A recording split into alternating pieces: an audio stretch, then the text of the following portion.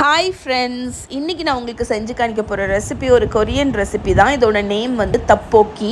தப்போக்கிங்கிறது வந்து spicy rice கேக்குன்னு சொல்லுவாங்க. Rice cake எப்படி பண்ணணுங்கிறத நான் ஆல்ரெடி வந்து ஷேர் பண்ணியிருக்கேன் வீடியோ அண்ட் பிளாக் லிங்க்குமே நான் ஆட் பண்ணுறேன், கீழே செக் பண்ணிக்கோங்க.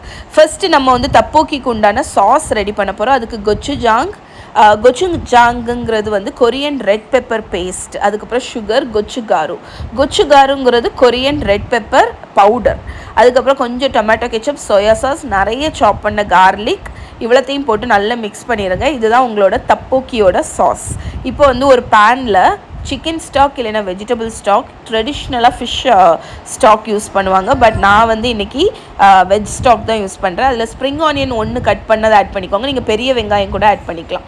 நல்ல ஒரு ஃபுல் பாயில் வந்தோன்னா நம்ம ஆல்ரெடி செஞ்சு வச்சுருக்கிற ரைஸ் கேக் ஆட் பண்ணி 2-3 மினிட்ஸ் பாயில் ஆகட்டும். ஸோ இது பாயில் ஆகிட்டு இருக்கிற டைமில் லைட்டாக கிண்டி கொடுத்துக்கோங்க, அடியில் போய் எதுவுமே அடி பிடிக்கக்கூடாது. ஸோ இப்போ நம்மளோட தப்போக்கியோட சாஸ் ஆட் பண்ணி நல்லா மிக்ஸ் பண்ணிடுங்க.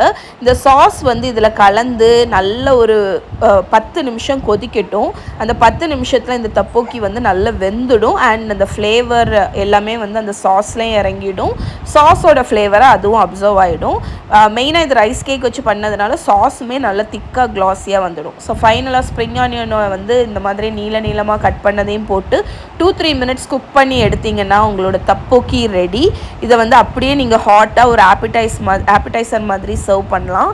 இதை சர்வ் பண்ணுறதுக்கு ஃபைனலாக கொஞ்சம் ஸ்ப்ரிங் ஆனியன், செசமி ஆயில் இருந்தால் அதுக்கப்புறம் கொஞ்சம் செசமி சீட்ஸ் போட்டு இறக்குனீங்கன்னா உங்களோட கொரியன் தப்போக்கி ரெடி. இதோட ஃபுல் ரிட்டன் ரெசிபி yummy.aarthi.com